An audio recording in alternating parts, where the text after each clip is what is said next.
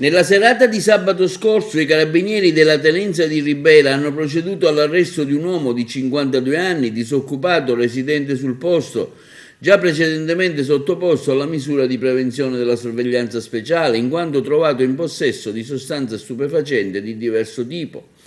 In particolare, nell'ambito di un servizio finalizzato al contrasto dello spaccio di stupefacenti, i carabinieri dell'Arma hanno proceduto alla perquisizione domiciliare a carico dell'uomo, nel corso del quale hanno trovato circa 5 grammi di cocaina suddivisa già in 18 dosi e destinata verosimilmente allo smercio, e 7 grammi circa di hashish. Oltre alla droga è stato anche rivenuto un bilancino elettronico di precisione e del materiale idoneo per il taglio e il confezionamento della sostanza.